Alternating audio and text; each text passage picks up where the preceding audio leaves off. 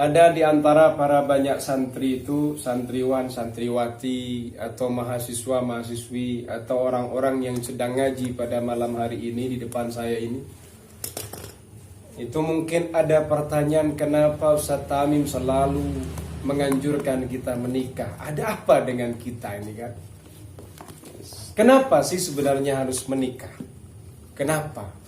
Itu kok menjadi tanda tanya, menjadi sebuah question yang luar biasa. Untuk memahami kenapa kita harus menikah, kalian harus paham terkait dengan tujuan-tujuan menikah. Kenapa kok saya memotivasi agar kalian menikah? Di antara tujuan-tujuan menikah, baik yang sudah ada dalam karyanya ulama modern atau karyanya ulama-ulama yang terdahulu, maka ternyata ada beberapa poin yang perlu saya sajikan.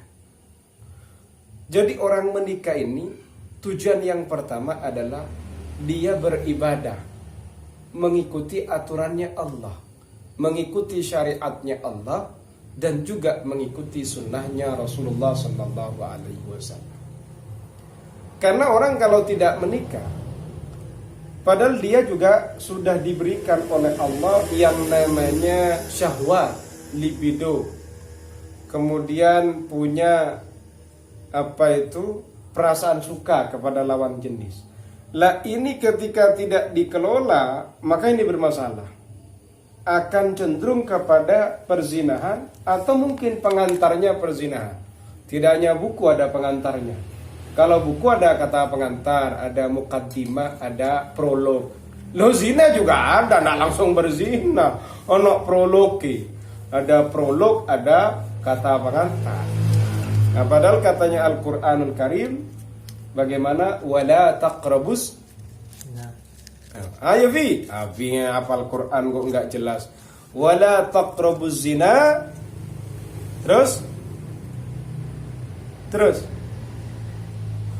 Ya Allah, repot iki lek ngene iki. Ya wis, pinter Sofi. Sofi itu ngambilnya langsung ngambil pada waqaf sad lam wala taqrabuz zina. Ya, intinya kan begitu kan? Ya kan? Wala taqrabuz zina, nanti dibaca lagi Vi. Kalau saya jelaskan semua, Sofi lah nggak buka-buka dengan Al-Qur'annya. Ini apa gunanya ngaji ini? Nggak berkembang ini kalau semuanya ke saya. Wala taqrabuz zina, janganlah kalian mendekati berzinahan.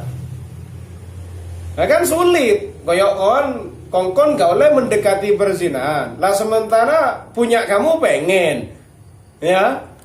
Itu loh, tongkat Ali, tongkat kuda itu mau pengen kenal pot itu. Terus gimana solusinya? Maka suruh menikah, ya kan? Dalam Al-Qur'an fankihu ma tabadakum minan nisa. Ya. Seperti itu. Kemudian selain kita mengikuti itu sebagai ajaran atau syariat dari agama kita, itu juga sunnahnya Rasulullah Sallallahu Alaihi Wasallam. Jadi ada satu riwayat yang luar biasa. Dulu itu ada 3 orang laki-laki. Ini mendatangi rumahnya istrinya Rasulullah Sallallahu Alaihi Wasallam. 3 laki-laki ini mendatangi istrinya Rasulullah, mendatangi rumahnya istri-istri Rasulullah Sallallahu Alaihi Wasallam. Apa yang mereka cari itu untuk mendatangi istri-istri beliau itu? Mereka itu mau bertanya, gimana sebenarnya ibadahnya Rasulullah Sallallahu Alaihi Wasallam?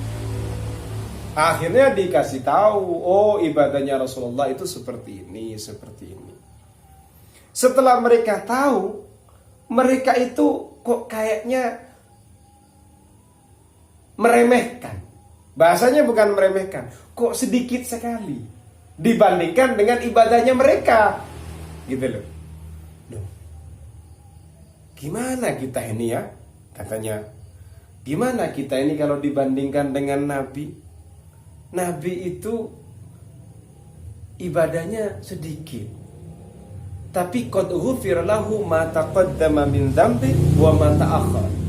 Tapi kenapa Nabi ini sudah diampuni dosa-dosanya yang terdahulu dan dosa-dosanya yang datang kemudian. Padahal ibadahnya Rasulullah cuma begitu saja. Kemudian salah satu yang tiga itu ngomong, loh kalau saya ini kan saya sholat malam selama-lamanya. Oh, katanya satunya, lah Rasulullah kok cuma gitu toh? Ah gitu loh. Saya ini sholat malam terus selama-lamanya. Dijawab yang satunya, loh kalau saya puasa setahun dan tidak pernah buka. Loh, hebat toh? Seolah-olah Rasulullah kalah. Wis.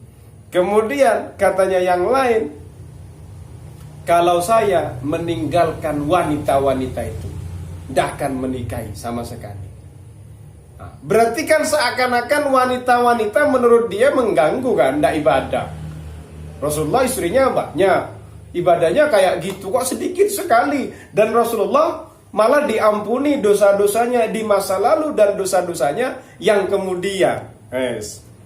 Akhirnya Rasulullah mendatangi mereka. Apa betul kalian yang pernah berbicara begini dan begitu?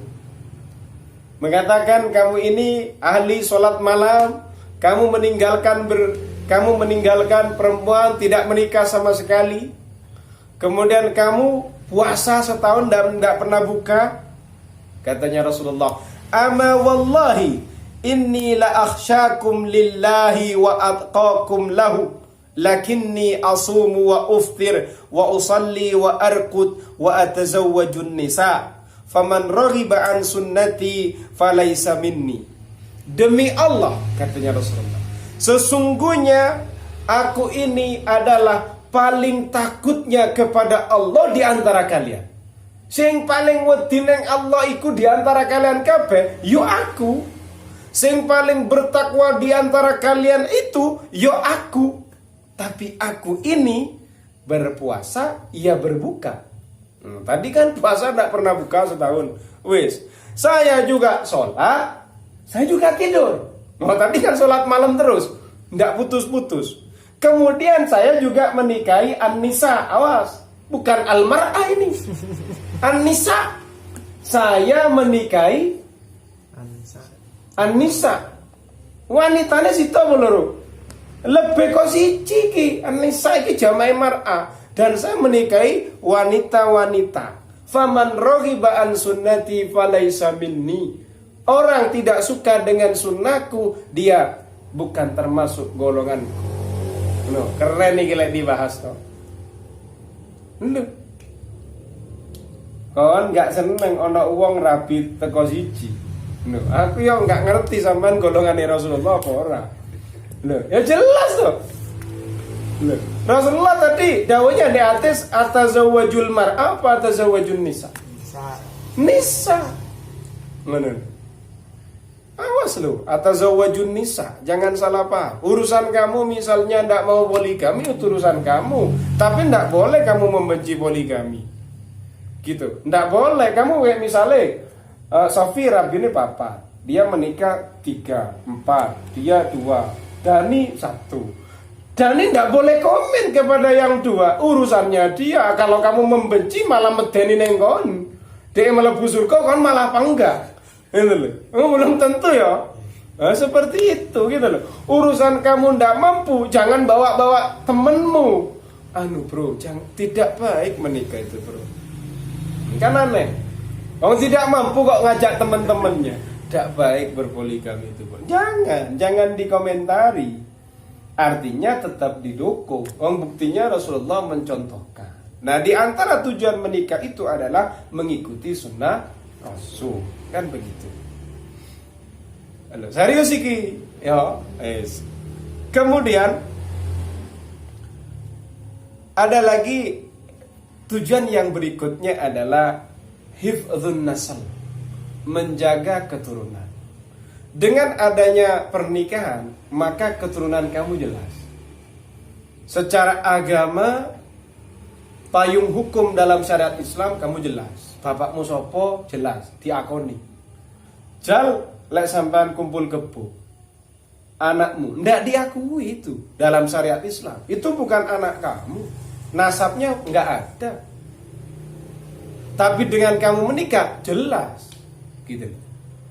Misalnya ada anak hasil perzinahan, hubungannya dia dengan si bapak bukan nasab. Nah terus bagaimana dia dengan anaknya? Kalau dia menikah, anaknya bernasab, tapi kakeknya tidak punya dia, kakek liar. Makanya kudu hati-hati urusan ini. Kemudian juga akan menjadikan kita ini bisa menjaga kesucian kita. Kita menjadi sosok yang afif. Kalau laki-laki, perempuan afifah. Makanya ada juga satu hadis, ada 3 kelompok manusia yang ia mendapatkan pertolongan dari Allah Azza wa Jalla. Dia berhak untuk mendapatkan pertolongannya Allah. Yang pertama adalah al-mujahid fi sabilillah, orang yang berjihad dalam jalan Allah. Kemudian yang kedua adalah wan-nakih alladhi yuridul ifah, orang yang menikah yang inginnya cuma ingin suci, menjaga kesuciannya, tidak tersentuh pada urusan perzinahan. Allah Ta'ala akan memberikan pertolongan kepada dia.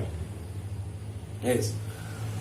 Kemudian yang nomor 4, yang nomor 4 ya, betul ya.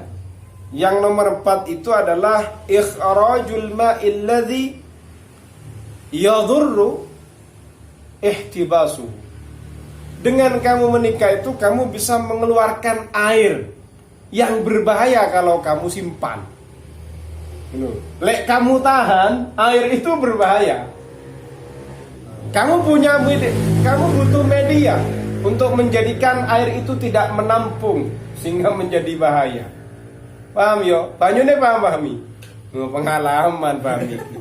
Artinya kamu dengan menikah itu menjadikan sperma yang menumpuk pada tubuh kita ini, kamu bisa mengeluarkannya dengan baik karena ada tempat pengeluaran. Karena kalau dibiarkan sperma menumpuk pada tubuh kamu, ini malah membahayakan. Nah, kalau negara gak iso. Karena jalan yang disahkan secara syariat, dibenarkan secara syariat, didukung pol, yo rapi. Suruh keluarkan ke istri, disirami istrimu. Nah, istri gak duwe, terus katanya nyirami sopo.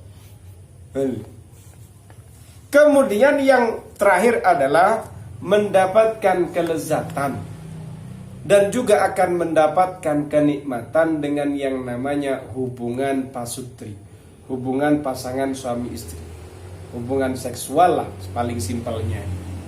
Kamu akan merasakan kenikmatan yang luar biasa. Hubungan pasutri ini tidak hanya urusan seksual, ya kan? Kan beda lah kamu makan dengan Dani yo bolak-balik yo wega to. Yo Dani makan kon yo wega ngono, iya toh? Tetap seperti itu. Ada kenikmatan-kenikmatan yang nggak bisa ditemukan. Makanya kalau ditanya kenapa harus menikah, yo kalian harus sadar. Sadar dengan apa? Ya dengan tujuan-tujuan menikah tadi. Loh kalau kamu tidak punya tujuan menikah tadi, yo repot kon kate paham tentang makna pernikahan.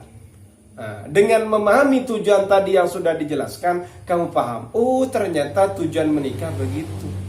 Sehingga kenapa harus menikah, dijawab dengan ini. Nah, pahami, habis itu besok cari. Nah, lek sing cocok dirapi dengan cara Islam. Begitu. Ya, paham ya? Sebagaimana biasa, tetap habis ngaji bab akidah, kita akan mengkaji bab pernikahan biar semakin mantap. Itu saja, wa akhiran tsumma assalamualaikum warahmatullahi wabarakatuh. Waalaikumsalam.